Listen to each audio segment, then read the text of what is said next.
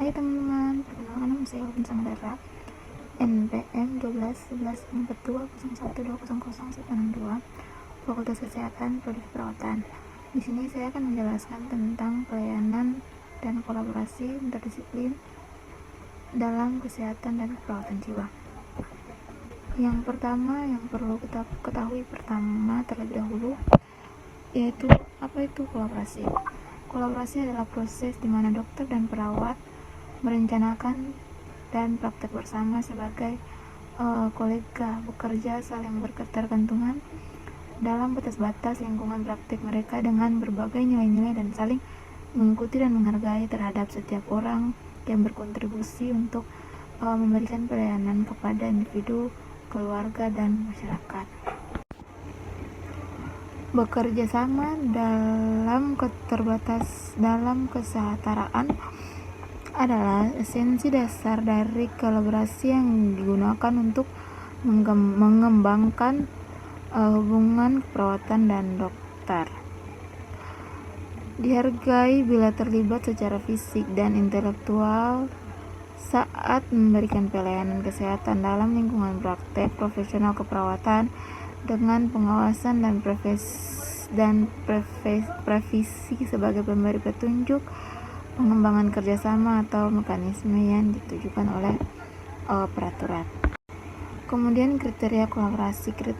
Kolaborasi terdiri dari yang pertama adanya rasa saling percaya dan menghormati, yang kedua saling memahami dan menerima keilmuan masing-masing, yang ketiga memiliki citra diri positif, dan yang keempat memiliki kematangan profesional yang setara atau yang timbul dari pendidikan dan pengalaman, yang terakhir yaitu mengikuti sebagai mitra kerja, bukan bawaan dan keinginan untuk bernegosiasi. Kemudian interdisiplin merupakan suatu kegiatan yang didasarkan pada sejumlah dimensi kunci. Termaksud di dalamnya adalah tujuan yang jelas, identitas bersama, komitmen bersama, peran yang jelas dari masing-masing profesi, dan saling ketergantungan serta integrasi satu sama lain. Pelayanan dan kolaborasi interdisiplin dalam keperawatan jiwa. Pelayanan dan kolaborasi interdisiplin keperawatan jiwa merupakan pelayanan kesehatan yang dilakukan oleh sekelompok tim kesehatan profesional atau perawat, dokter, tim kesehatan lainnya maupun pasien dan keluarga pasien sakit jiwa yang mempunyai hubungan yang jelas dengan tujuan menentukan diagnosa, tindakan-tindakan medis, dorongan moral, dan kepedulian khusus kepada pasien sakit jiwa. Ya, teman-teman bisa lihat di samping gambar pelayanan dan kolaborasi interdisiplin di rumah sakit. Menjelaskan bahwa anggota tim kesehatan meliputi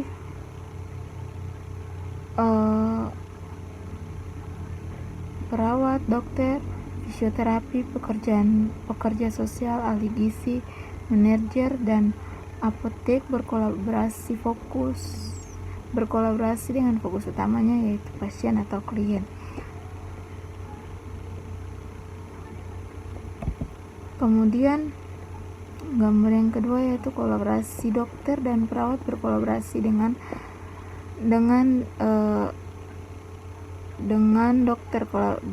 dokter dengan diagnosa medisnya dan juga perawat dengan diagnosa keperawatannya.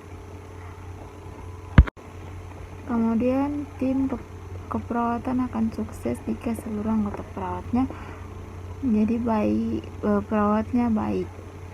Perawat yang baik dapat bekerja sesuai dengan yang pertama harapan dan kebutuhan klien, yang kedua standar praktik, dan yang ketiga yaitu standar kerja. Perawat yang baik dapat melakukan pelayanan keperawatan yang bermutu. Siapakah yang menilai? Penilaian di sini dapat dari konsumen, baik internal maupun eksternal. Internal didapat dari pasien itu sendiri, sedangkan eksternal yaitu dari akreditasi rumah sakit. Kemudian bagaimana proses kolaborasi? Proses kolaborasi yang pertama yaitu kontrol kekuatan, kemudian yang kedua tujuan bersama, yang ketiga lingkungan praktik, dan yang terakhir kepentingan bersama. Kolaborasi interpersonal adalah keterlibatan kolektif dari berbagai penyedia layanan kesehatan profesional yang bekerja dengan pasien, keluarga, pengasuh, dan komunitas untuk mempertimbangkan dan mengkomunikasikan perspektif unik satu sama lain dalam memberikan layanan dengan kualitas terbaik. Salah satu contoh kolaborasi interpersonal diilustrasikan oleh pertemuan bersama antara Virgia Bond dan Bart Off.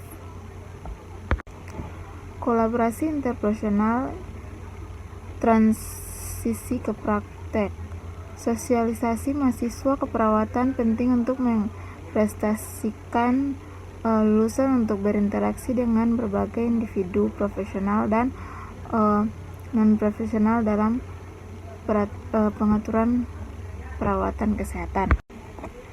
Area yang direkomendasikan untuk perhatian yang lebih besar termaksud yang pertama, menghilangkan hambatan untuk berlatih dan peduli, yang kedua, mengubah pendidikan, yang ketiga, berkolaborasi dan memimpin, dan yang keempat, mempromosikan keragaman, dan yang terakhir, meningkatkan data. Kolaborasi interpersonal ke transformasi pendidikan. Mendorong pembelajaran seumur hidup dan memperoleh tingkat pendidikan yang lebih tinggi merupakan rekomendasi penting untuk masa depan pelayanan keperawatan. Program residensi perawatan direncanakan untuk membangun pendidikan sarjana muda. Tujuan umum program residensi meliputi yang pertama, kurangi masalah pengobatan, yang kedua, meminimalkan turnover dan kelelahan akibat stres, yang ketiga, memudahkan penyediaan ke dalam praktik klinis, yang keempat, meningkatkan kepuasan kerja, dan yang terakhir, meningkatkan kepercayaan diri perawat. Elemen kunci kolaborasi dalam interdisiplin tim. Yang pertama yaitu memberikan pelayanan kesehatan yang berkualitas dengan mengubah keahlian unik profesional untuk pasien sakit jiwa. Kemudian yang kedua yaitu mendoktivitas maksimal serta efektivitas dan efisiensi sumber daya. Kemudian yang ketiga peningkatnya profesionalisme dan kepuasan kerja dan loyalitas. Kemudian yang keempat, meningkatnya kohesivitas antar profesional, dan yang kelima, kejelasan peran dalam berinteraksi antara profesional, dan yang terakhir, menumbuhkan komunitas, menghargai argumen, dan memahami orang lain. Hambatan kolaborasi dalam interdisiplin pelayanan kesehatan meliputi yang pertama, ketidaksesuaian pendidikan dan latihan anggota tim, yang kedua, struktur organisasi yang konvensional, yang ketiga, konflik peran dan tujuan, yang keempat, kompetisi interpersonal, dan yang terakhir, status dan kekuasaan dan individu itu sendiri. Kesimpulannya yaitu untuk mencapai pelayanan yang efektif, maka perawat, dokter, dan tim kesehatan harus berkolaborasi satu dengan yang lainnya. Kolaborasi yang efektif antara anggota tim kesehatan memfasilitasi terselenggaranya pelayanan pasien yang berkualitas. Sekian dari hasil presentasi saya. Terima kasih.